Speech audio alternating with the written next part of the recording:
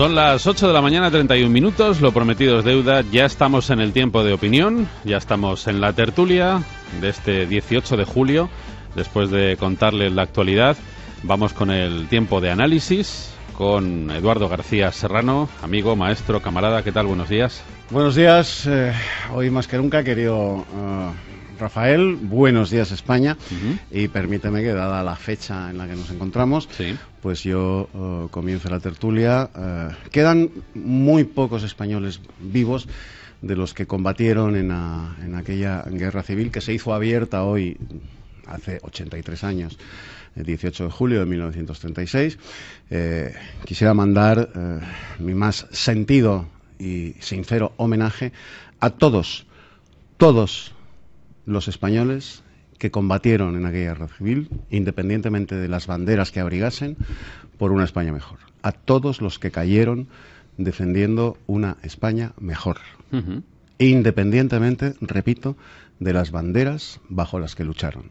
Sí, no solamente eso, estoy totalmente de acuerdo contigo, me sumo desde luego a ese agradecimiento, y no solamente eso, los que somos patriotas sin complejos, con normalidad y con serenidad, igual que ocurre en otros países, pues tenemos todo el derecho a decir un día como hoy, y mañana, y pasado, viva España o arriba España. Porque arriba, que yo sepa, es lo contrario de abajo. Por tanto, arriba España, claro, naturalmente que sí, queremos lo mejor para esta nación. Y desde luego no van a ser los 4 estúpidos que están en la clase política los que nos convenzan de lo contrario. Subrayo el término todos por el sectarismo imperante en la derecha española, la derecha política española, y por supuesto la izquierda en todos sus pelajes. Todos los que combatieron y cayeron en aquella guerra civil, convencidos de que estaban combatiendo, de que estaban luchando por una España mejor, independientemente, repito, hasta ponerme pesado, independientemente de las banderas bajo las cuales luchasen. Así es. José Luis Fernández Santillana, profesor, responsable de estudios del sindicato USO. ¿Qué tal? Muy bien, estupendamente. Buenos días, y de alguna manera me sumo a lo que dice Eduardo, sobre todo el tema de todos, ¿no? Porque mucha gente cayó, luchó donde le tocó, no donde quiso estar. Claro, y eso me parece que también es muy bueno recordarlo, ¿no? Y yo creo que, hombre, lo que mi padre, mis abuelos, al final vivieron en paz después de haber pasado por distintos avatares. Solamente todos tenemos en la familia gente que le tocó en un sitio o en otro. Insisto en el término le tocó. Sí. Hombre, si todos nos dimos un abrazo, pues ya está bien, ¿no? Abrazarnos hemos quedado y vamos a dejar de meter palos en las ruedas, ¿no? Porque yo creo que, de verdad, o sea, los problemas de los ciudadanos españoles son los que importan, y no mire dónde están los huesos de determinada gente, ¿no? Efectivamente. Luego hablaremos un poquito también del sindicato USO, porque parece que va a llevar a Ryanair ante la Inspección de Trabajo por preguntar a los tripulantes de cabina si van a secundar la huelga. Bueno, sí, claro, ya se lo que... Bueno, es que eso es muy fuerte. Es alucinante. Es muy fuerte, ¿no? ¿Va usted a hacer huelga?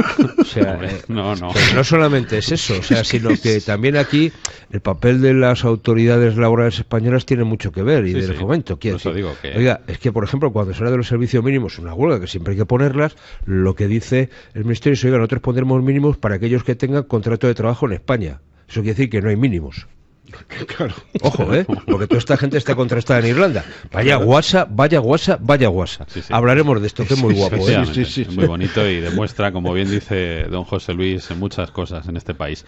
Y pero antes, fuerza y honor para USO, hombre, para pelear esa batalla, porque es que es inconcebible. Pero ¿a qué estamos llegando? A la lonja de esclavos. Absolutamente. Estamos llegando a la lonja de esclavos. ¿Pero esto qué es? Bueno, el resto de sindicatos que normalmente se arrogan el ser mayoritarios, parece que han hecho mutis por el foro en este tema. Hombre, lo que pasa es que aquí hay que ir contra el estatus establecido, ¿no? Claro. Es decir, cuando estas compañías funcionan como funcionan, no solamente en España, sino en otros países europeos, es porque se le permite. Claro. Y bueno, entonces nosotros hasta aquí hemos llegado. O sea, la gente tiene un mínimo de dignidad. Un tripulante de cabina no puede estar haciendo, tropecientos vuelos para llevarse 800 euros al mes, ¿no? Es decir, esto no es razonable, no puede ser. Bueno, Es que esto es muy fuerte, o sea... Bueno, luego seguimos, pero les cuento alguna cosa, porque tiene que ver mucho con el fraude, esto que hablamos de la economía sumergida, los ingresos, etcétera. Esta gente que está contratada afuera, tiene la base de operaciones en España, se les seleccionó en España, trabajan más de 183 días en España,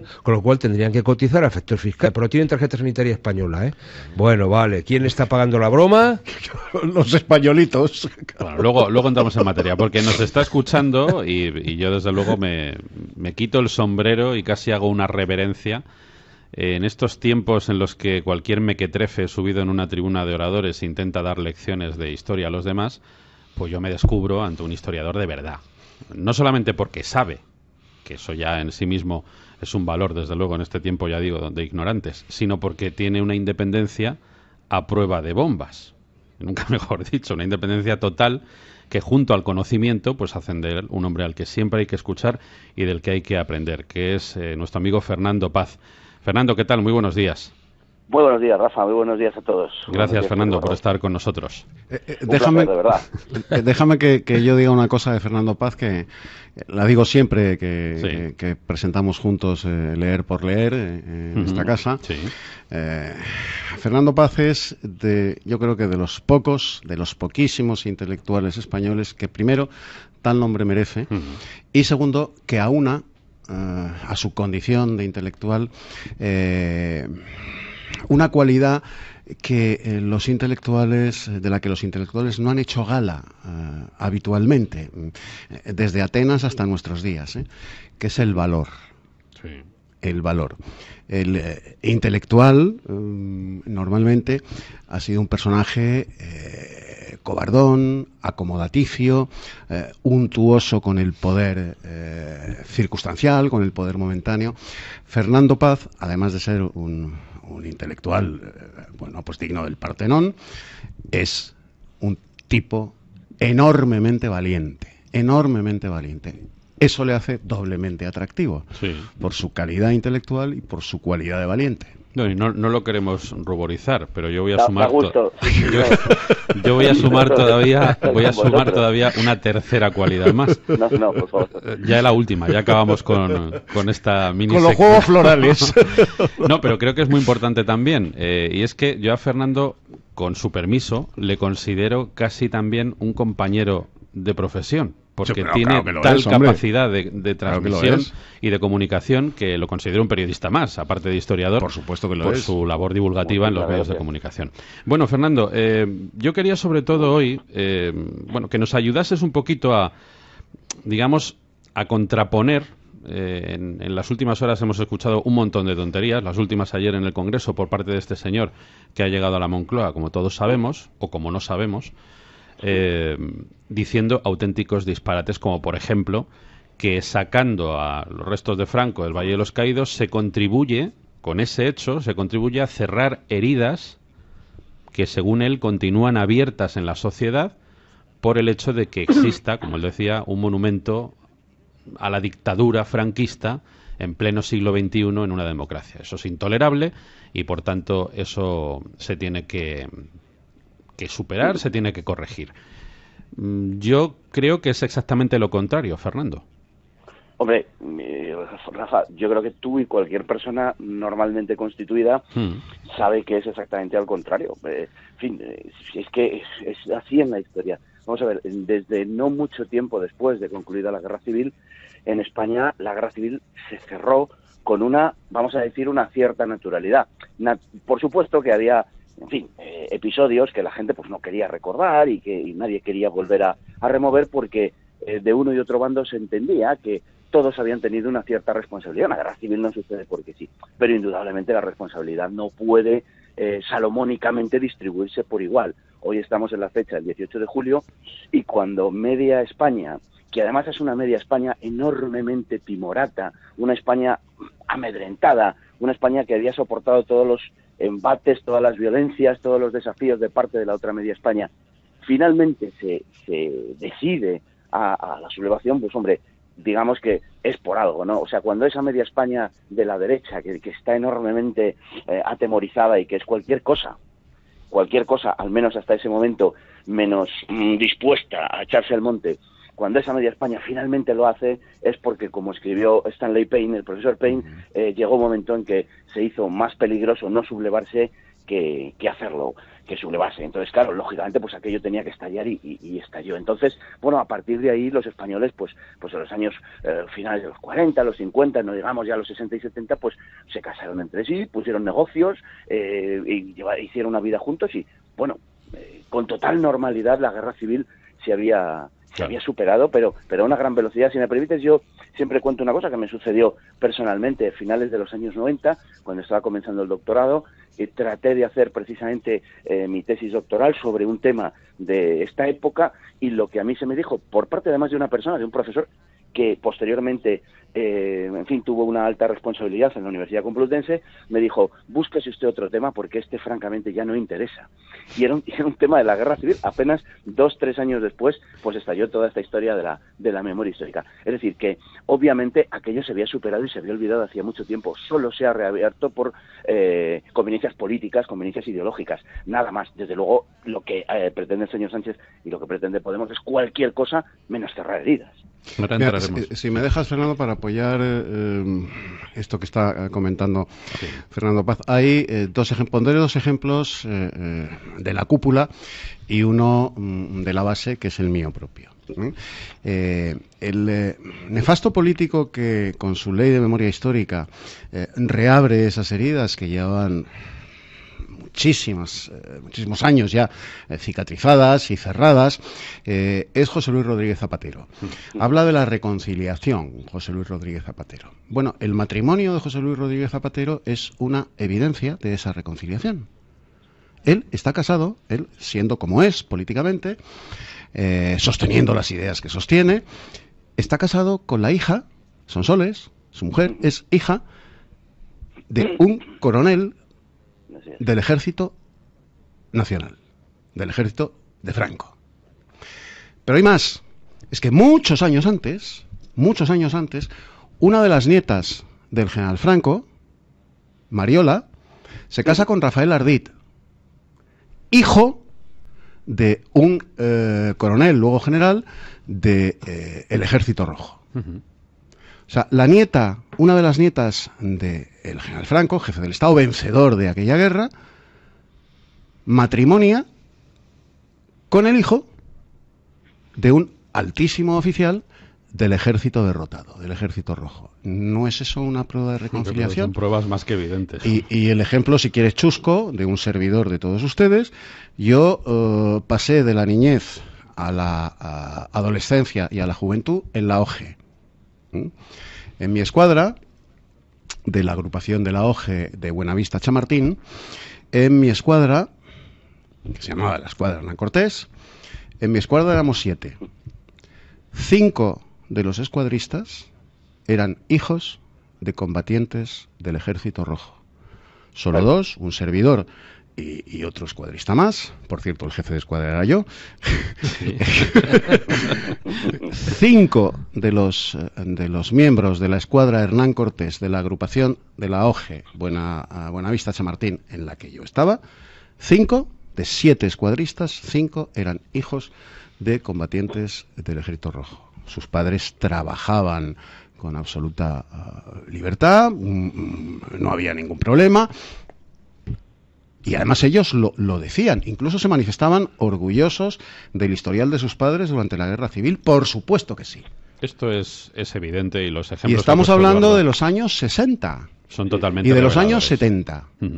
Pero Exacto. Una de las cosas que vengo diciendo en esta tertulia y en este programa, Fernando, es que, claro, ¿cuál es el problema de toda esta cuestión? El problema es coger hechos del pasado, coger hechos de la historia, retorcerlos con criterios puramente ideológicos y utilizarlos con fines electoralistas para dividir a una población civil que lógicamente tiene otros problemas. Es decir, si la Comisión de la Verdad, que se va a crear o que está creada, se hubiera hecho de verdad para conocer la verdad, y valga la redundancia, se habría contado con historiadores independientes, con gente que trabaja con la historia, es decir, que es su profesión. No voy a citar, evidentemente, aunque podría hacerlo a Fernando Paz, porque es evidente que sería uno de los que más podría aportar, obviamente.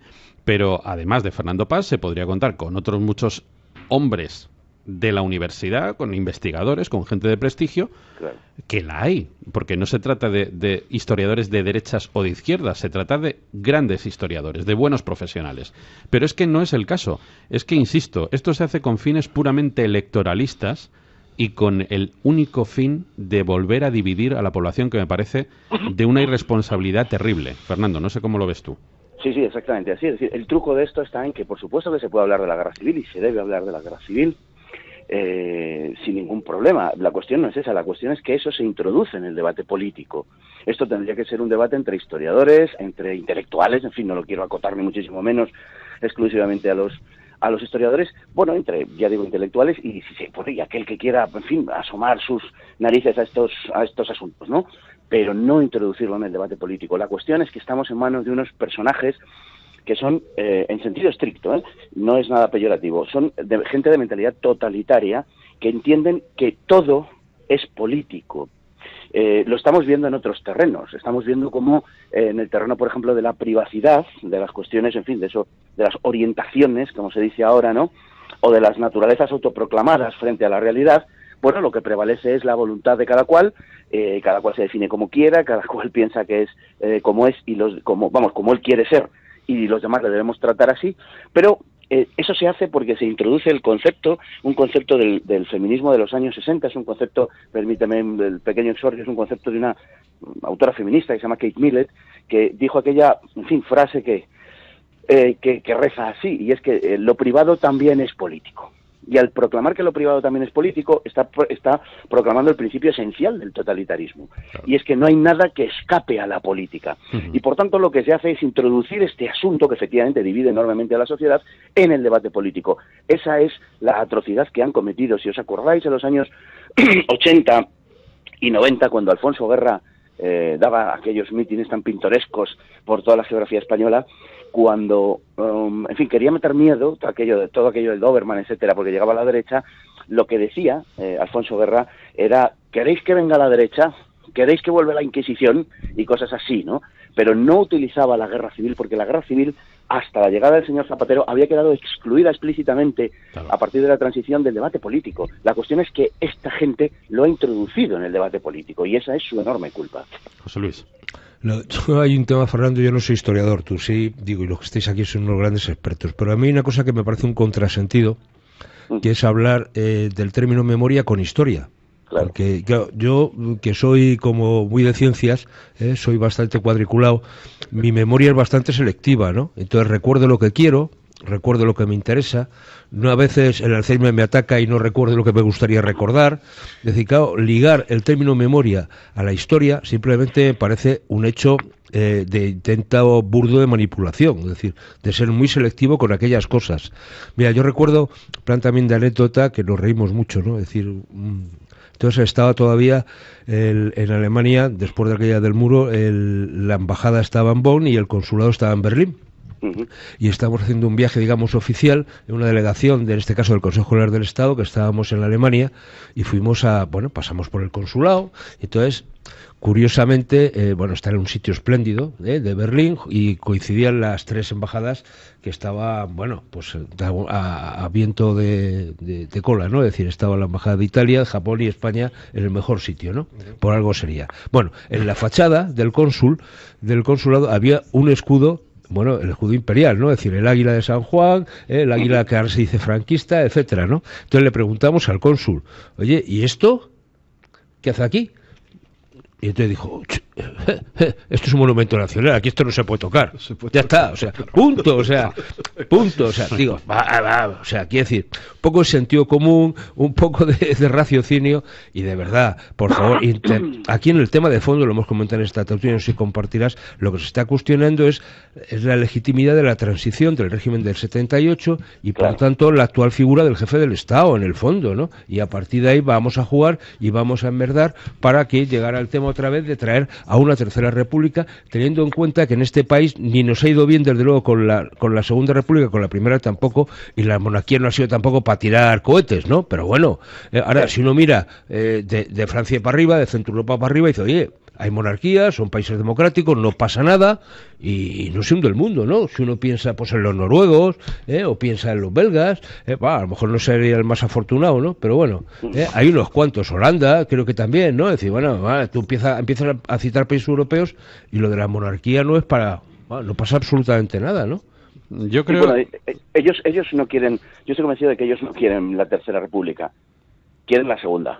Claro. Bueno, claro, vale, ok. Quieren repetir la segunda. Sí, efectivamente. Continuidad. O dicho de otro modo, quieren ganar la guerra que perdieron.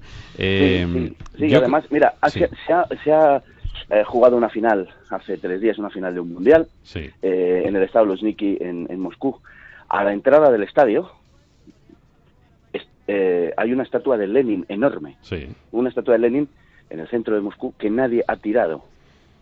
Lo digo porque muchas veces en todo este tema de la memoria histórica siempre se hace la comparación, que es una comparación absolutamente absurda y completamente por todos los puntos de vista con Alemania, con la Alemania nazi, con la figura de Hitler, que es en definitiva pues tiene que ver con una guerra mundial, o sea, nada que ver en absoluto, ningún paralelismo con lo que sucedió en España por ningún concepto. Si se quiere establecer algún tipo de paralelismo, en todo caso habría que hacerlo con algún país que haya sufrido una transformación interna, no que un régimen haya caído por causa de una guerra y menos de una guerra mundial. Es decir, tendría más paralelismo, si se quiere, por buscar alguno, con la Unión Soviética que con la Alemania nazi. Bueno, en la Unión Soviética hay estatuas de Lenin cada 2 por 3, calles dedicadas, plazas dedicadas, e incluso quedan algunas nada menos que a don José Stalin. O sea que ese complejo talibán que parece poseer irrefrenablemente a la izquierda española no pasa más allá de los Pirineos, nos cuenten lo que nos cuenten. Claro, aquí mismo al lado de la radio, y esto lo ha contado muy bien Eduardo en muchos programas suyos, continúa habiendo una estatua de Indalecio Prieto y otra de Largo Caballero, y en cambio quitaron la estatua ecuestre del general Franco.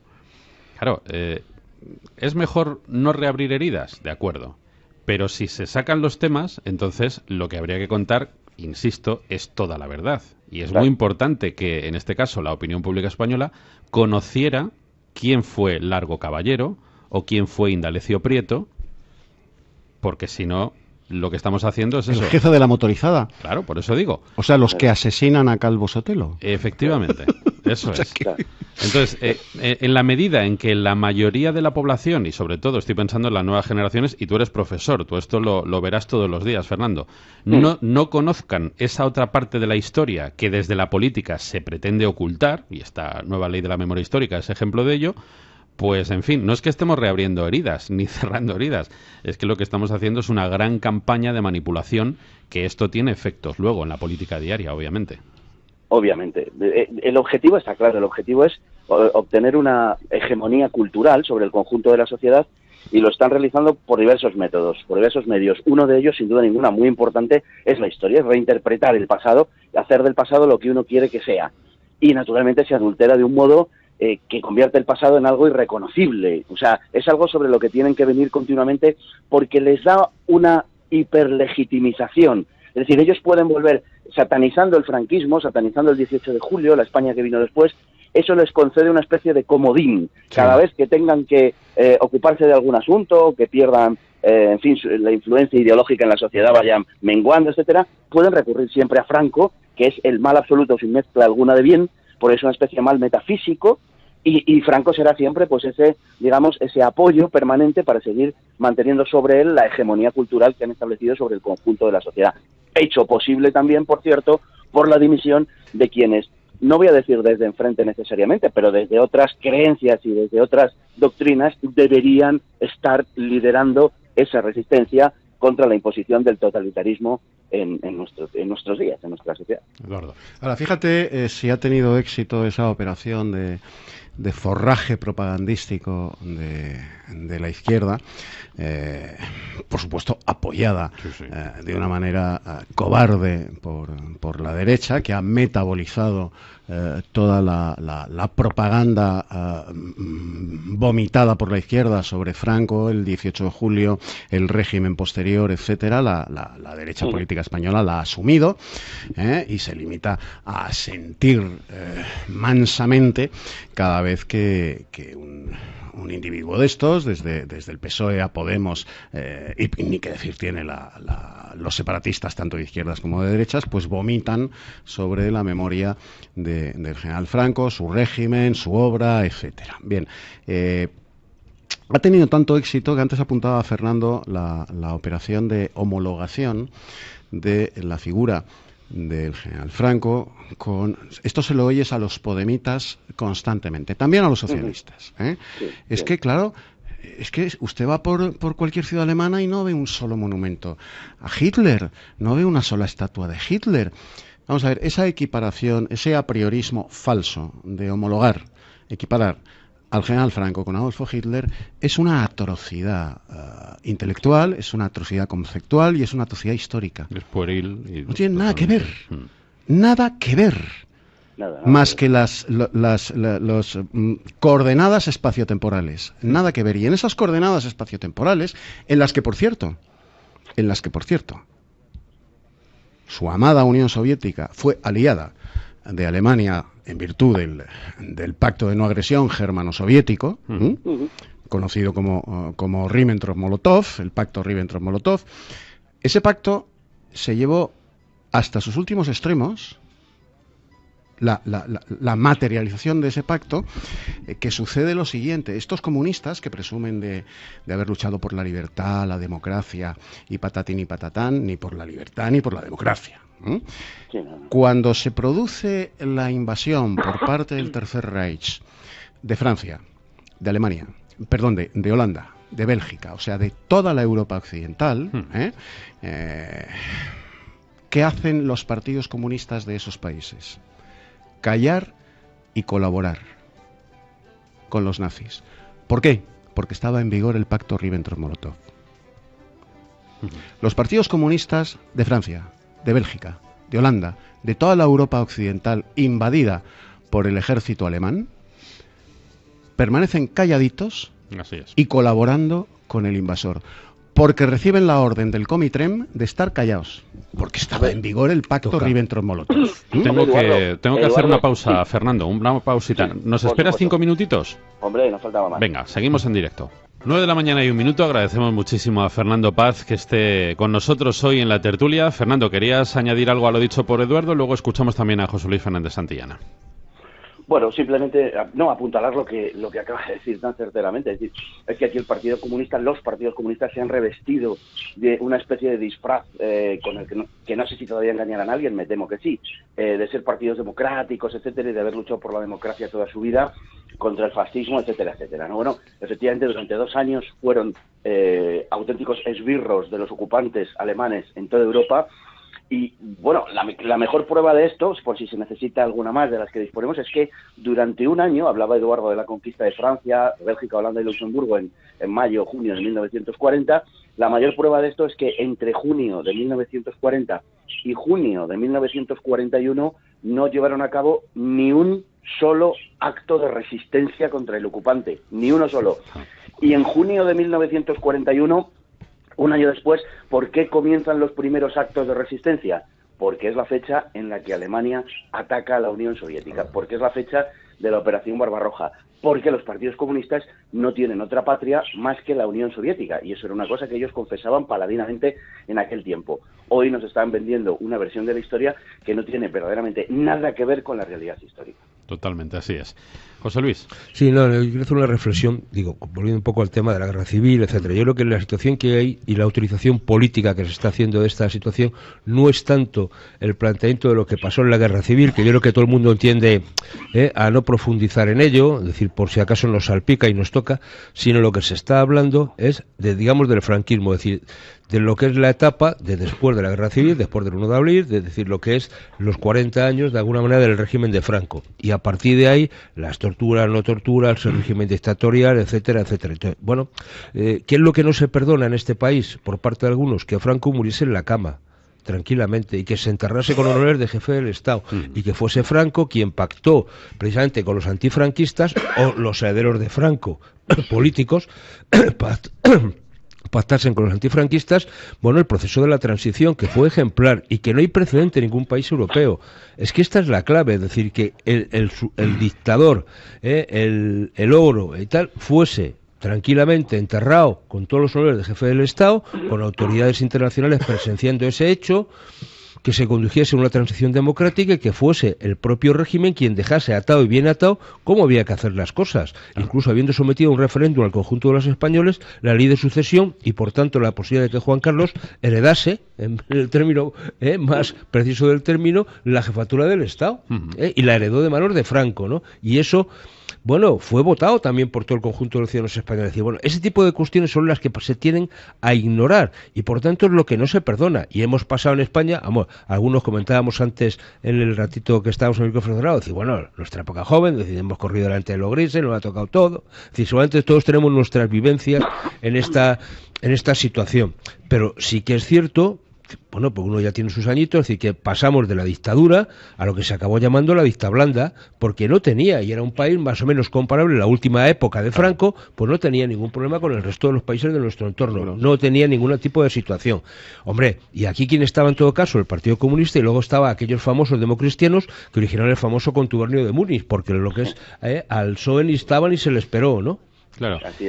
Una de las cosas que yo creo que es más relevante, antes hablaba Fernando Paz de su doctorado y de su tesis doctoral, y lo mejor de la mía, Fernando, de la historia del periódico El Alcázar, de la que me ocupé durante mi tesis doctoral, fue poder leer a gente de verdadera altura en el periodismo, en la literatura, en el pensamiento, como por ejemplo, entre otros muchos, Rafael García Serrano. Esas maravillosas columnas que hacía el padre de Eduardo en los periódicos de este país, ojalá hoy pudiese haber en la prensa de nuestro país gente de esa altura, de ese nivel y de ese compromiso personal y espiritual con la verdad de los hechos. Porque una de las cosas que hoy habría que hacer en este 18 de julio, Fernando, y entre otras cosas por eso te hemos llamado, es para que expliquemos a nuestros oyentes que tienen más curiosidad cómo era esa España idílica, esa democracia en estado puro del Frente Popular durante los estertores de la Segunda República, contra la que se levanta o contra el que se levanta a última hora Francisco Franco, ¿no? Sí, bueno, pues efectivamente, lo primero que hay que decir es que no es una rebelión contra la República, sino contra el gobierno del Frente Popular. Claro. Y de hecho, durante los primeros días, y en algunos casos durará semanas, la autoridad militar que se constituye en los distintos sitios, en distintas latitudes de España, se subleva el grito de ¡Viva España! ¡Viva la República! Y no es ninguna ñagaza, es sencillamente que se sublevan en favor de la República, contra el mal gobierno, esa vieja tradición española de sublevarse contra el mal gobierno, en este caso del Frente Popular. Por tanto, no podemos seguir vendiendo esa historia de un golpe de Estado fascista contra la República, porque entonces no entenderíamos nada. Esa es la razón fundamental de que haya tantos militares, sobre todo en los altos grados, que no simpatizan en absoluto con una causa, vamos a decir, conservadora, de derechas, mucho menos fascista, sino que son algunos de ellos caracterizados republicanos, pero que entienden que la deriva que ha impreso el Frente Popular al gobierno de la República nos va a conducir posiblemente a que se materialicen las peores pesadillas. La situación es básicamente la siguiente: la izquierda, una izquierda revolucionaria, una izquierda que se ha lanzado, que se ha echado al monte pretextando que 3 ministros entran en el gobierno de centro-derecha, 3 ministros de la CEDA, que había ganado, por cierto, las elecciones. Esa izquierda que se subleva en Asturias llega al poder en febrero de 1936. Como hoy sabemos, y durante larguísimas décadas hemos sospechado, ese proceso de llegada al gobierno, o mejor dicho, de llegada al poder, de victoria de las elecciones, es absolutamente fraudulento. Y esto hay que decirlo y repetirlo una y mil veces. El gobierno contra el que se subleva, se sublevan los militares que lo hacen y los civiles que lo hacen en julio de 1936, es un gobierno doblemente ilegítimo. es ilegítimo de origen, como repito, hoy sabemos ya fehacientemente, además de que en la época se sabía. Hay textos, por ejemplo, de José Antonio Primo de Rivera, donde se toma a broma la pretensión de legalidad del gobierno, como diciendo, bueno, lo que ha sucedido en las elecciones es algo tan grotesco que no merece la pena ni comentarlo, ¿no? Y había una sensación generalizada de que había habido un fraude. Pero es que hoy, desde hace un par de años, con el libro de Álvarez Tardío, sabemos pormenorizadamente no solamente que se cometió un fraude, sino cómo se cometió ese fraude masivo. Por tanto, esa cantinela de que era un gobierno legítimo, etcétera, no puede ser sostenida durante más tiempo ni por un segundo más. Y a esa ilegitimidad de origen se añade la ilegitimidad de ejercicio. Y es que ese gobierno se comporta de una manera facciosa. En palabras de Casares Quiroga, el gobierno es beligerante contra el fascismo, y ellos interpretaban fascismo pues todo lo que iba del centro hacia allá, vamos a decir así, hacia la derecha. Es decir, era beligerante contra Media España, y eso es lo que propició pues esa frase de Gil Robles cuando dice que Media España no se resigna a perecer, ¿no? No se resigna a morir. Bueno, la situación era terriblemente tensa, era una situación de asesinatos continuos en la calle por razones políticas, y es una situación en la que además se le impide dar publicidad, porque los periódicos no pueden publicar nada que tenga que ver con la violencia política. Es quizá la razón última del asesinato de Calvo Sotelo. Es que Calvo Sotelo aprovecha una circunstancia determinada, que es la de su papel parlamentario, la de su autoridad parlamentaria, para que los españoles sepan lo que está pasando, porque los periódicos no lo pueden publicar. Pero como no se puede censurar lo que se diga, los periódicos no pueden censurar lo que se diga en sede parlamentaria, lo que aprovecha Calvo Sotelo es esa circunstancia de ser parlamentario para decirle a los españoles lo que los periódicos no están publicando. Y eso desata las furias de los que controlan, por supuesto, la censura, que es el gobierno. Un gobierno que es exclusivamente republicano, es verdad, pero como está sostenido en el Parlamento por el PSOE y por el Partido Comunista, es rehén del PSOE y del Partido Comunista, de un PSOE, cuidado, de un PSOE enormemente radicalizado, que sobrepasaba por la izquierda al propio PCE. Y se desencadena entonces un periodo en el cual esas organizaciones de extrema izquierda presionan fuertemente desde la base al gobierno para que el gobierno les permita hacer literalmente lo que a ellas les da la gana. Es verdad que no hay un plan de asalto al poder por parte de esas organizaciones de extrema izquierda, entendiendo por plan, en fin, algo perfectamente planificado, con fechas, horarios, etcétera, pero sí hay un proceso en el cual la extrema izquierda va tomando todos los resortes, incluyendo en gran parte los del ejército, todos los resortes de la sociedad, para llegar de un modo natural, sin necesidad de ningún golpe de Estado, al poder y convertir a España aproximadamente en lo que hubiera sido una república popular de las que luego se instauraron en Europa del Este después de la Segunda Guerra Mundial. Algo así hubiera sido, en un lapso no demasiado prolongado de tiempo, la Segunda República, si no hubiera acaecido el 18 de julio. Esto que acaban ustedes de escuchar, lo han escuchado en el único sitio, probablemente, donde ya se puede oír en España. Y me parece que de los mayores dramas que tenemos ahora mismo.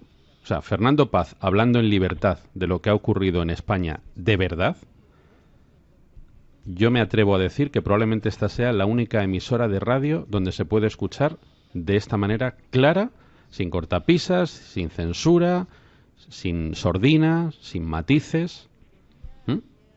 Y eso es un drama para este país, que haya solamente un medio de comunicación donde se puede escuchar ese mensaje que es rigurosamente cierto, punto por punto, todo lo que está contando Fernando Paz.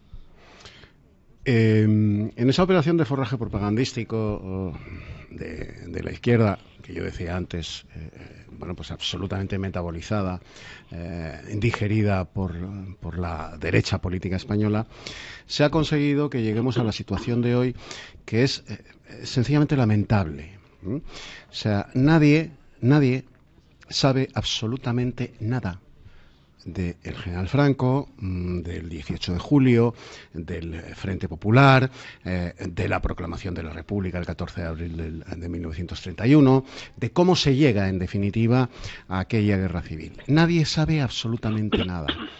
Nadie. Pero todo el mundo, el denominador común de esa ignorancia colectiva, generalizada y global, como dicen los cursis y los pedantes hoy, es que todo aquel que ignora todo sobre la proclamación de la República, el desarrollo de la República, la llegada al poder del Frente Popular, el 18 de julio, etcétera, y los 40 años de régimen del general Franco, todos los que no saben nada de esto, sí tienen una opinión muy bien formada sobre, sin conocerlo en absoluto, sobre la figura del general Franco. Y derecho a expresarla. Que era la encarnación del mal. Nadie sabe nada del general Franco, pero todo el mundo se cree con derecho, víctimas de esa operación de forraje propagandístico, a afirmar muy contundentemente que Franco era la encarnación del mal. Pero eso es la campaña. Y esto es algo absolutamente intolerable. Es dramático.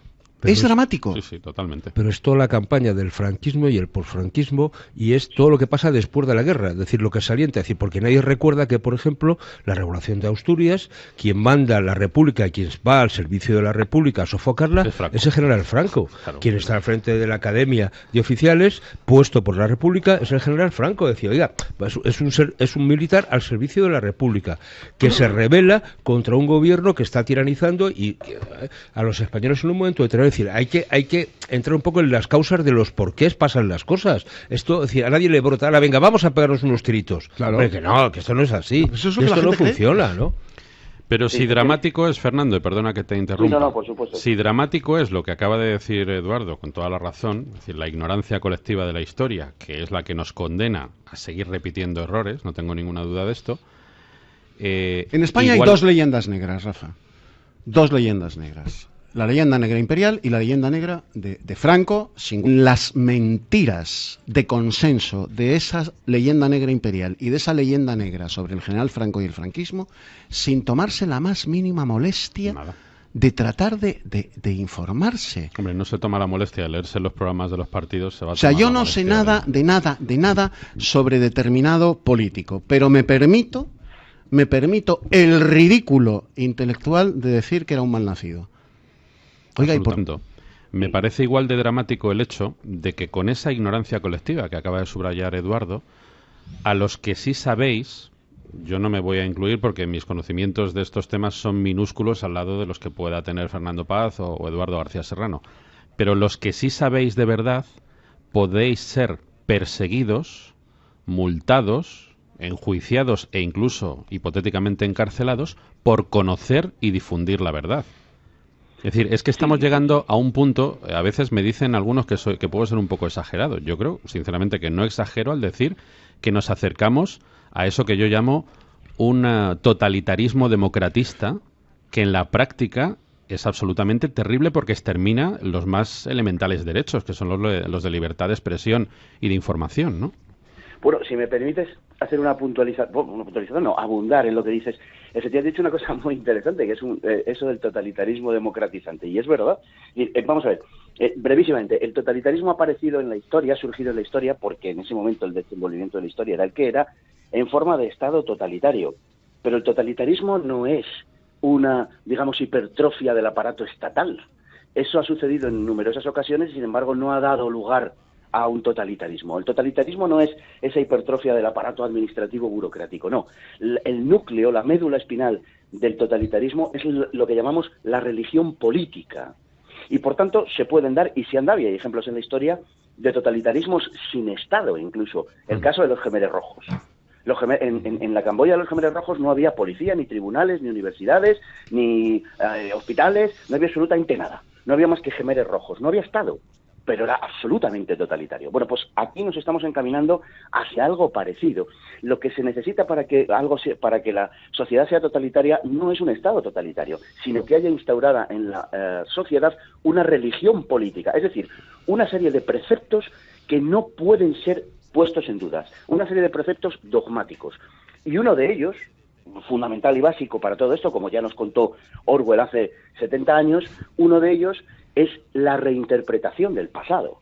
El pasado es lo que uno quiere que sea en este momento. Naturalmente eso tiene una función política, y se ha dicho hace poco, y me gustaría abundar en eso. En lo que estamos es en una manipulación del pasado para que, como en 1984, la novela de Orwell, controlando el presente, condicionemos el futuro y construyamos el futuro. Estamos en un intento, por lo menos, de segunda transición. La izquierda española que nos ha tocado, lamentablemente, en el marco europeo, es la izquierda menos patriota, y por qué no decirlo abiertamente, más antipatriota de toda Europa, la izquierda española jamás aceptó de verdad, o una gran parte de ella por lo menos, aceptó de verdad la transición. Porque para ellos tiene un pecado original que es la procedencia del 18 de julio, precisamente. La procedencia del régimen de Franco. Si uno sigue, digamos, la línea de continuidad de la legitimidad del régimen político, lógicamente llegamos a esa tremenda cesura del 18 de julio. Ahí es donde está la ruptura. Bueno, pues ellos, echemos la vista atrás y echemos la memoria atrás, cuando el régimen de Franco propuso, porque todavía era el régimen de Franco, aunque estuviera muerto el general, propuso aquella ley de reforma política el 15 de diciembre de 1976, si os acordáis, lo que pedía la izquierda era la abstención, no era el sí a la reforma política. Sí. Lo que temían no era que el franquismo, como ellos proclamaban, no fuera a hacer la reforma política y todo aquello fuera una inmensa mentira y tal. No, su temor no era ese, su temor era que el franquismo sí hiciese la reforma política. Eso es lo que verdaderamente temían.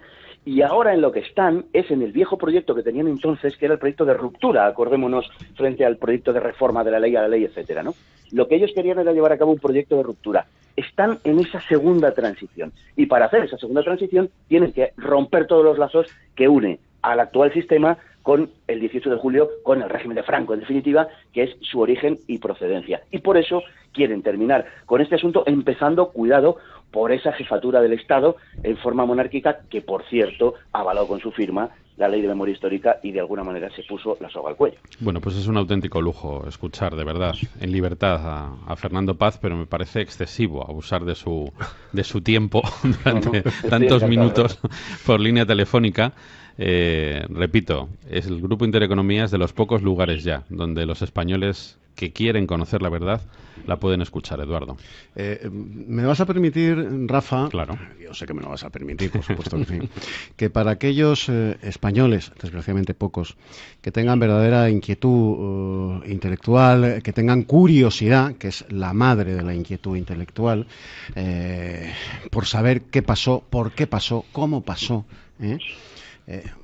de donde todos venimos, que es de aquel 18 de julio de 1936, del que hoy se cumplen 82 años, que lean, sobre todo para no dejarse intoxicar, emponzoñar, envenenar por los mensajes muy bien elaborados. Por cierto, la izquierda lo único que hace bien es la propaganda, en eso son auténticos maestros. No dejarse envenenar por esos mensajes de la izquierda que equiparan a Franco, al general Franco, con Adolfo Hitler, que lean el libro magnífico, sencillamente magnífico, de Fernando Paz. Creo que es el último, Fernando, ¿verdad? Sí. La neutralidad de Franco. Es un libro sencillamente sobrecogedor, que nos muestra cómo Franco hizo magia, si se me permite la expresión, esto evidentemente es una metáfora, hizo magia durante aquellos años tremendos de la Segunda Guerra Mundial, para mantener a España al margen, institucionalmente, estatalmente, al margen de la Segunda Guerra Mundial. Cómo el general Franco juega a dos barajas con Alemania, con los aliados. Bueno, es de una dimensión política. Claro. O sea, cobra una dimensión política la figura del general Franco. Ya la tenía antes como militar. Como estadista, pero en aquel momento, si ustedes leen La neutralidad de Franco de Fernando Paz, bueno, pues caerán rendidos ante la labor política, diplomática, militar del general Franco para mantener aquella neutralidad en ese conflicto que devastó Europa. Absolutamente.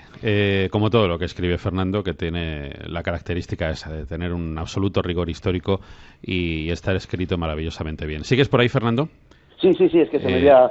Antes de despedirte, modestamente, quiero también recomendar otro librito. Nadie me podrá acusar de sectarismo ni de parcialidad, pero un libro que conoces perfectamente, Fernando, que es El régimen de Franco, de Stanley Payne, un clásico, un absoluto clásico, yo creo que, desde luego, por información, por datos y por extensión expositiva no será. Y creo que hace un retrato magnífico de cómo fue el régimen de Francisco Franco, ¿no? Hace un retrato efectivamente magnífico, para mí es lo mejor en términos globales que se ha escrito, y además me resulta bastante curioso que lo cites en este momento, porque recuerdo una crítica que se hizo, me parece que fue Paul Preston, sobre ese libro. Paul Preston tiene una biografía mamotrética de Franco que en 3/4 partes, y no estoy siendo exagerado, en fin, iba a decir una barbaridad, pero bueno, pueden prescindir de ella perfectamente. Empecé, recuerdo, y lo digo absolutamente en serio, empecé a rellenar hojas con los errores que tenía la biografía de Paul Preston. Y lo dejé, creo que en el folio 11º o 12º. O sea, llevaba 12 folios de errores no menores, ¿eh? Sí. O sea, errores a veces de años, ¿eh? O sea, de hablar de 1943 cuando tenía que estar hablando de 1941, por ejemplo, ¿no? Bueno, pues Preston se permitía hacer una crítica devastadora, o pretendidamente devastadora, del libro de Stanley Payne, que de verdad es un libro para enmarcar, ¿eh? Aunque hay algún aspecto, en fin, en el que yo no estoy de acuerdo, conste, lo digo para que, en fin, no parezca además que no lo es, una incondicionalidad reflexiva. Por ejemplo, precisamente en ese tema al que se refería hace un momento con tanta generosidad Eduardo, sobre... con tanto rigor, Fernando, con tanto rigor. Yo me refería a tu libro con rigor, no con generosidad. Mil gracias, Eduardo, mil gracias, pero doblemente. Pero quiero decir que en ese tema justamente, por ejemplo, no estoy de acuerdo con Stanley Payne, que sigue manteniendo la vieja tesis de que Franco efectivamente intentó entrar en la guerra y, en fin, que hubiera estado dispuesto casi a pagar cualquier precio por obtener Marruecos, lo cual es, en mi opinión, de verdad, después de, en fin, conocerme unos cuantos archivos alemanes, norteamericanos, españoles, etcétera, es un absoluto disparate mantener esa tesis. Pero bueno, con esa salvedad de ese par de años y tal durante la Segunda Guerra Mundial, la verdad es que el libro de Stanley Payne es un libro magnífico para enmarcar. Y hay un documento al que yo he tenido acceso durante muchos años de una manera muy personal y muy próxima, que avala precisamente lo que está contando Fernando Paz, y que ustedes pueden acudir a ello en ese libro maravilloso que es La neutralidad de Franco. El dueño de esta casa, desde su fundación hasta que Julio Ariza compra la vieja Inter en 2009, pues fue don Ramón Serrano Súñer. Yo trabajé muy estrechamente, al margen de mi labor periodística en esta casa, trabajé de una manera íntima y personal con don Ramón Serrano Súñer. Rafa Nieto es testigo de aquello. Por supuesto. Don Ramón Serrano Súñer no le tenía una especial simpatía a su cuñado, al general Franco, por razones de tipo personal, que luego él, bueno, pues metaboliza políticamente. Don Ramón Serrano Súñer, que era el ministro de Asuntos Exteriores en aquellos momentos, bueno, él no dejaba de contarme de una manera personal y además verdaderamente apasionada. Yo recuerdo aquellas tardes en su casa en la calle General Mola número 36. No dijeras delante de don Ramón que vivía en Príncipe de Vergara 36 porque te excomulgaba. Él vivía en General Mola 36.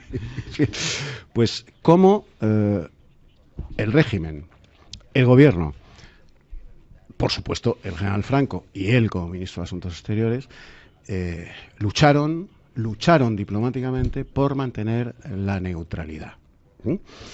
Y él contaba una anécdota, si me permites, una anécdota dramática, pero tantos años después convertida en una anécdota divertida, que es que en la última reunión en la que están pues presentes Ramón Serrano Súñer y Antonio Tobar hablaba y escribía el alemán como Nietzsche. Antonio Tobar hacía de traductor.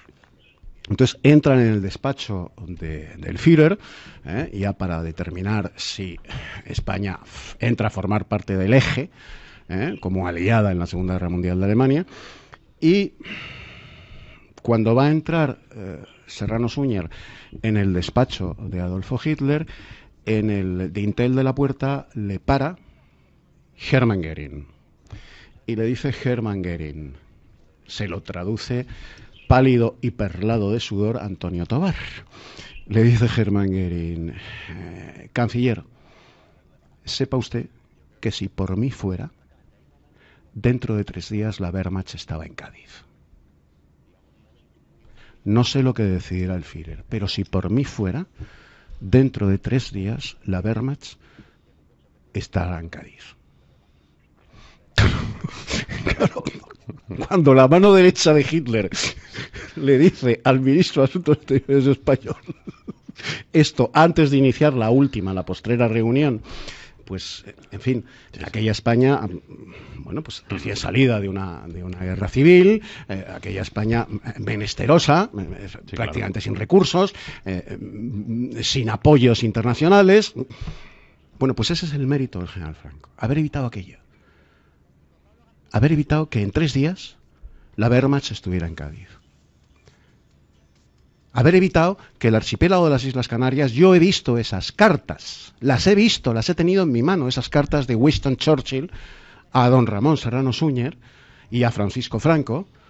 My dear General Franco, si usted evita que el archipiélago canario se convierta en una base de los temibles y todopoderosos submarinos alemanes, cuando los submarinos alemanes, con aquella técnica de guerra de los lobos, bueno, pues hicieron dueños del Atlántico y llegaron hasta Nueva York, a través de sus periscopios veían la Estatua de la Libertad.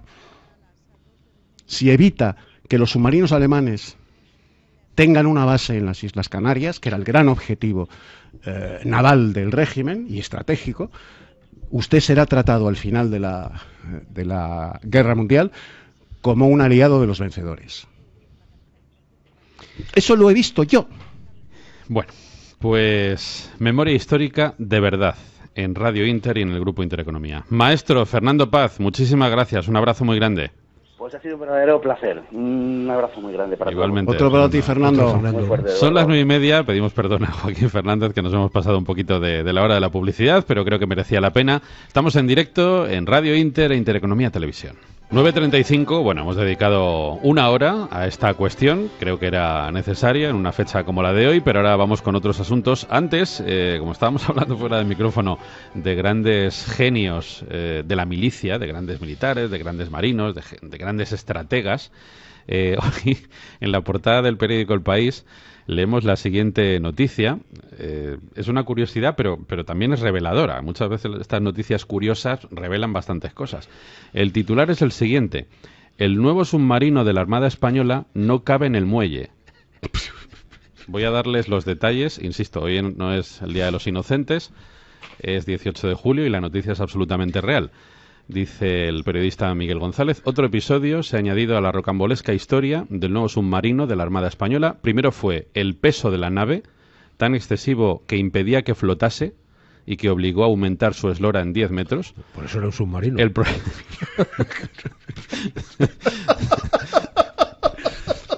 Por eso se llama submarino, claro, como ir a Punta José Luis. Es de verdad. Dice, el problema ahora es que con sus nuevas dimensiones, este submarino, el S-80 Plus, no cabe en las fosas de atraque de la base naval de Cartagena. El Ministerio de Defensa deberá invertir ahora 16 millones de euros para agrandar los muelles. Con todos los imprevistos, el presupuesto de los 4 submarinos españoles va a aumentar, nada, en 1.772 millones de euros más, hasta alcanzar los 3.900, casi 1.000 por cada uno de ellos. Bueno, pues... esto es lo de Gila, ¿no? ¿Es el enemigo? ¿Quiénes han construido ese submarino? ¿Manolo y Benito? No lo sé. ¿O Pepe Gotera y Otilio Chapuzas a domicilio? Pero me he acordado de la Rue 13 del Percebe, porque más o menos es a lo que nos podíamos remitir. En fin. Fíjate, en el país, claro, que inventa el submarino. Que es España. Sí. Efectivamente. Bueno, lo dejo ahí simplemente como anécdota para la reflexión general. Es Pepe Gotera y Otilio. Pero esto le va a venir muy bien porque buena parte de ese incremento del presupuesto de defensa que nos han pedido, pues mira, tenemos en dónde emplearlo, ¿no? Claro. Vamos a agrandar los muelles. Bueno, lo decíamos al principio, el sindicato USO ha anunciado que va a denunciar a Ryanair ante la Inspección de Trabajo tras haber recibido los tripulantes de cabina un correo electrónico de la aerolínea irlandesa con una encuesta para saber si van a secundar la huelga que hay convocada para los días 25 y 26 de este mes. El sindicato va a acudir así en las próximas horas a la Inspección de Trabajo al considerar que estos hechos suponen, como es lógico, una vulneración del derecho fundamental a la huelga, convocada, recuerden, en España, Bélgica, Italia y Portugal. Como tenemos aquí a un protagonista de la noticia, pues pues prefiero que nos dé los detalles él. No, es así, ¿no? Es decir, claro, lo de esta compañía es tremendo, ¿no? Es decir, si respiras, porque has respirado mucho, ¿no? Es decir, es que te cobran, ¿no? Por respirar dentro de la cabina del avión. Es tremendo, o sea, digo, lo que hacen con la gente, o sea, esta huelga afecta fundamentalmente o afecta a los tripulantes de cabina, ¿no? Es decir, a los azafatos y azafatas, ¿no? Es decir, para coloquialmente hablando. Claro, esta gente está en situaciones realmente que no llegan a los 1.000 euros al año, al mes, con una situación tremenda. Es decir, ¿qué es lo que estamos pidiendo básicamente del sindicato? Una cosa tan sencilla, oiga, estos señores han sido seleccionados en España, y señoras, han sufrido un proceso de selección aquí, tienen su base de operaciones aquí, trabajan aquí en este país que se llama España, están más de 183 días en España. Oiga, lo que sucede es que se les llevan a Irlanda a firmar el contrato. Y lo que estamos diciendo, oiga, señores, si ustedes trabajan en España, aplíquese una cosa tan sencilla como es el marco regulador de las relaciones laborales que existe en España, no es de Irlanda.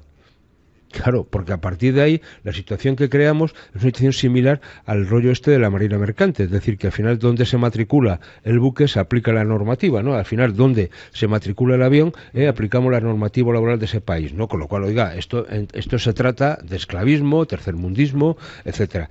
Y esto, si os dais cuenta, no es un problema solo que afecte al ámbito nacional, sino que es una huelga que hemos convocado conjuntamente con otros sindicatos en 4 países de la Unión Europea, ¿no? Es decir, porque este señor opera en estos países y opera en este tipo de condiciones que son infrahumanas, ¿no? Es decir, que no se valora el servicio, incluso las presiones que se le somete a esta gente, es decir, si no venden durante el viaje determinados productos se les penaliza, si tienen que hacer un curso de formación que les obliguen a hacerlo se lo tienen que pagar, es decir, bueno, a la gente una vez que llega al sitio donde han llegado, bueno, pues ahí se quedan hasta espérate que vuelvas, ¿no? Es decir, búscate la vida para dormir, es decir, bueno, es tremendo la situación, esto que dicen de que la gente viene de Ryanair, bueno, es que la situación a la que tiene sometido a su personal es tremenda, ¿no? Claro. Nos parece que lo absurdo de este asunto es que el Ministerio de Fomento, a la hora de decir los servicios mínimos de cualquier huelga, dice, oiga, sí, nosotros vamos a fijarlo para los trabajadores españoles, los que tengan contrato en España, que es nuestro marco regulador. Oiga, pues no hay ninguno.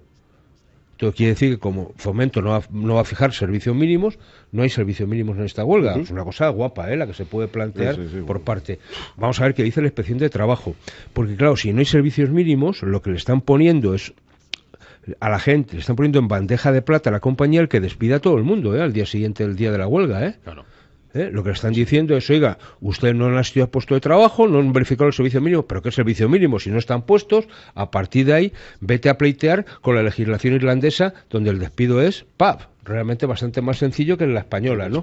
Le están poniendo, decir, hombre, aquí hay alguna responsabilidad, las autoridades laborales españolas tienen todo este tema, tanto el Ministerio de Fomento como el Ministerio de Trabajo. Por tanto, lo que vamos a hacer seguramente del sindicato es ir directamente a la Audiencia Nacional a plantear una demanda de tutela, ¿no? Precisamente para cubrir la eventualidad de cualquier represalia que se pueda tomar contra los trabajadores por parte de la compañía en la medida que este tipo de situaciones no se va. Y me parece que también este tema de Europa, que es importante y comentamos de vez en cuando, pues hombre, cada vez se va a dar más este tipo de fenómenos, de procesos de alguna manera de huelgas en distintos países de la Unión porque las compañías operan, ¿no? Y aquí el tema de fondo es, queda este señor a los gobiernos, el de Ryanair, para que se le permita hacer estas barbaridades que tiene en distintos países de la Unión, ¿no? Yo he querido comentar esta noticia, primero porque objetivamente creo que es interesante, pero además porque quiero subrayar una vez más en este programa y en esta casa algo de lo que Eduardo en sus programas se viene ocupando desde hace muchos años, que es esa hegemonía que se ha autoimpuesto una parte del sindicalismo, en concreto el socialista y comunista de este país, Comisiones y UGT, los 2 sindicatos mayoritarios, que se arrogan pues esa representatividad exclusiva y casi total de los trabajadores españoles, cuando en asuntos como este y otros muchos que podríamos poner, los que dan la cara son otros sindicatos. Sí, eso, por ejemplo. Digo que este tema hay que currar. Este tema no es salir en la foto, ¿no? Hay que currárselo, hay que hablar con la gente, hay que viajar, hay que ponerse de acuerdo con otros sindicatos de otros países. Bueno, nosotros tenemos una gente muy muy hiperactiva, muy combativa, muy y muy seria trabajando en todo el ámbito del sector del transporte aéreo, es decir, tenemos gente, y que ha conseguido, por ejemplo, situaciones, pues como, la compañía Spanair, por ejemplo, pues que hagan a 300 personas fijas, ¿no? Es decir, porque estaban haciendo un abuso de la contratación temporal. Para eso está el sindicato, oiga, para garantizar a la gente sus condiciones de trabajo y dentro del marco de la absoluta legalidad, ¿no? Es decir, no puede haber compañías por ejemplo, cosas que hemos conseguido en este ámbito, ¿no? Esa otra compañía también de bajo coste, ¿no? Norwegian, que está funcionando, y que suena. Nosotros hemos firmado un convenio colectivo con esa compañía para estos tripulantes de cabina con unos incrementos salariales del 12%. Oiga, es que qué malos somos que hemos incumplido los acuerdos que firman UGT, Comisiones, COI y CEPIME, ¿no? Sobre incrementos salariales, porque firmamos un 12%. Estamos encantados de incumplir ese tipo de acuerdos. De ser tan malos, ¿verdad, estamos José Luis? Encantados. Decir, bueno, claro. ¿Por qué? Porque lo que estamos diciendo es que, oiga, no se puede llevar este tipo de situaciones, ¿no? Y cuando tú planteas este tipo de cosas, las llevas a la inspección de trabajo, las llevas a la autoridad laboral, alguno empieza a ponerse nervioso, porque algunas de estas cosas han sido consentidas o se ha mirado para otro lado, y esto es lo que a nosotros nos preocupa, ¿no? Es decir, este tipo de situaciones, ¿por qué se llega a ellas? Porque alguien mira para otro lado. Exacto. Es decir, ¿cómo es posible, insisto, en este tema de Ryanair? Porque es decir, lo de los 183 días de trabajo aquí implica que tú tienes que cotizar aquí y tienes que pagar al fisco aquí.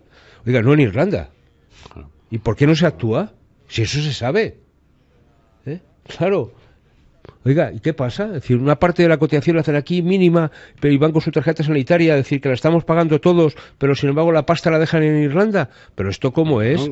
Y luego una temporada ya, cuando ya está próximo a la jubilación, se vienen para acá y empiezan a cotizar aquí para tener, porque la pensión en España es bastante más alta que la que le queda en Irlanda. Hombre, ¿pero esto cómo es? Y se mira para otro lado. Es que nadie del gobierno sabe esto. Lo saben todos. Claro. Lo saben todos. Entonces se mira para otro lado. ¿Por qué? Porque viene bien, porque este tema del sector turístico, de que hay que traer a la gente, de que es un sector prioritario, bueno, pues al final todo el mundo está interesado. Y yo mucho me temo, pero no lo sé, que alguien se lo está llevando. Pero vamos, eso ya no tengo ni prueba ni dato, ¿no? Esto es pura imaginación. En el fondo, querido José Luis, primero enhorabuena por esa labor de auténtico sindicalismo. Ese es el sindicalismo, el que está haciendo uso desde hace muchos años, desde su fundación, la Unión Sindical Obrera.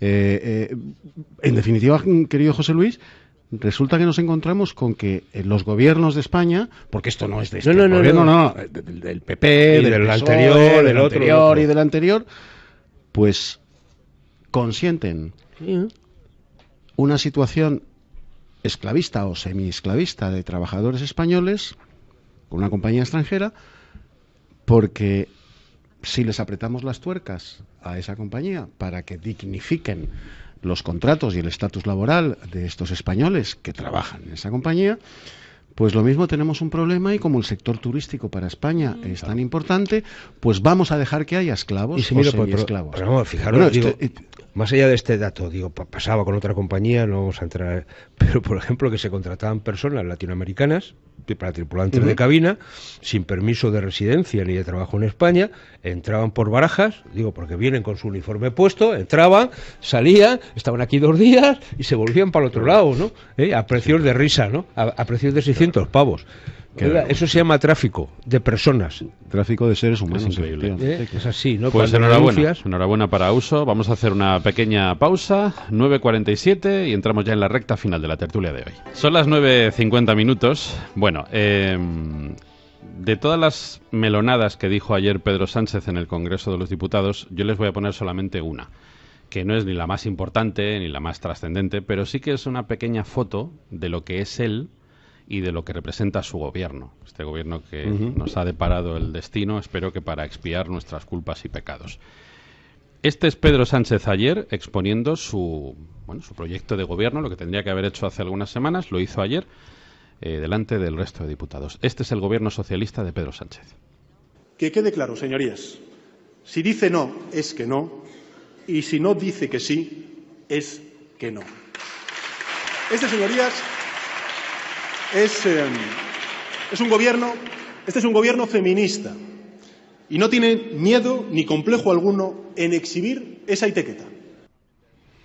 Este es un gobierno feminista, no tiene ningún tipo de complejo a la hora de exhibir esa etiqueta, y entrando en el tema de manada y derivados, ya saben ustedes, el no es no, el sí expreso a cualquier tipo de relación, incluso en sus inicios, pues si dice que no es no, y si no dice que sí, es no. O sea, lo que dijo la ministra Pixie Dixie hace unas semanas. Este es un gobierno Tolili que gobierna, es un decir, perdóneseme el eufemismo, exagerado evidentemente, a golpe de pulsión de bar de Colegio Mayor Progre y de asamblea de facultad.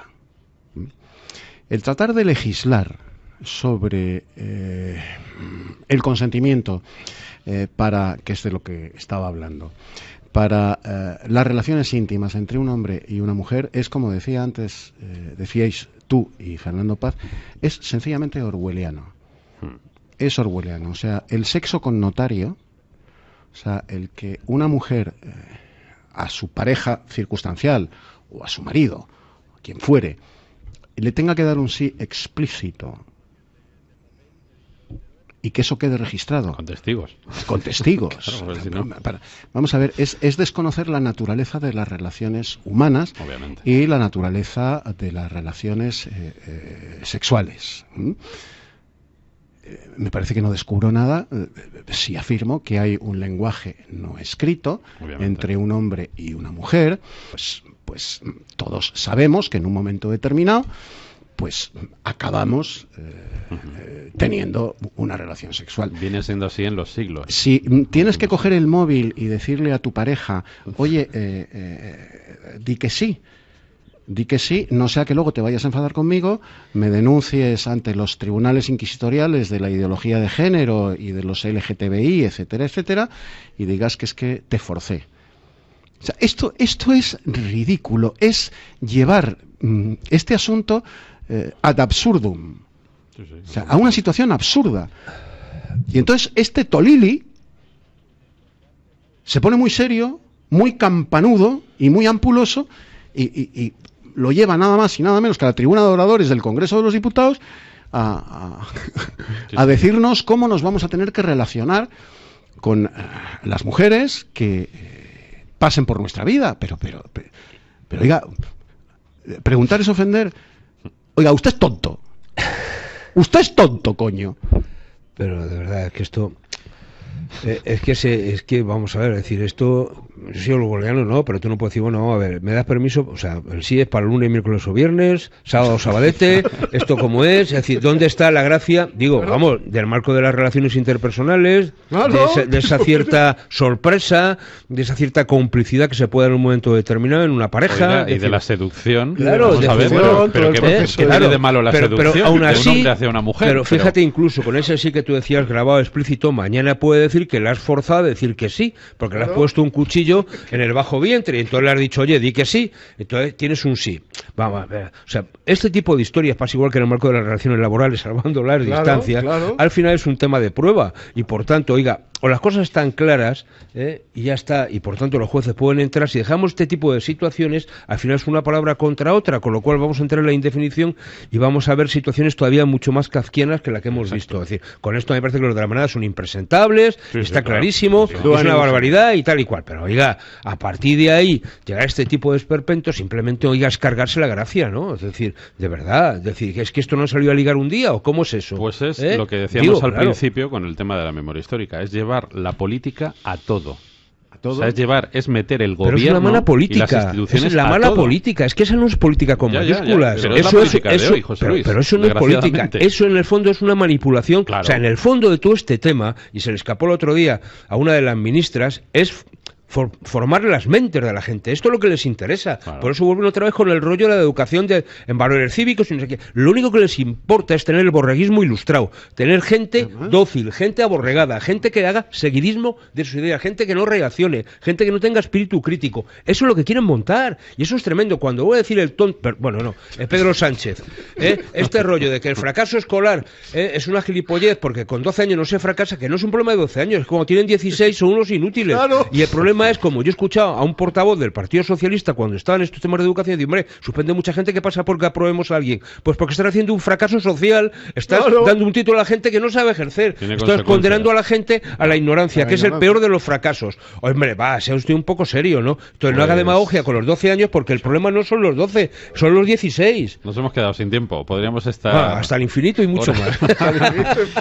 Pero yo creo que nuestros oyentes, a estas horas. Nuestros oyentes y espectadores habrán disfrutado un día más de una tertulia políticamente incorrecta y que nos dure mucho tiempo, Eduardo. E históricamente veraz. Absolutamente. Por supuesto. Con uno de los grandes, como es Fernando Paz, con Eduardo y con José Luis. Muchísimas gracias a los dos por estar aquí. Gracias a ti. Son las 9:57, escuchamos las noticias de las 10 en punto, luego seguimos en directo en Buenos Días España.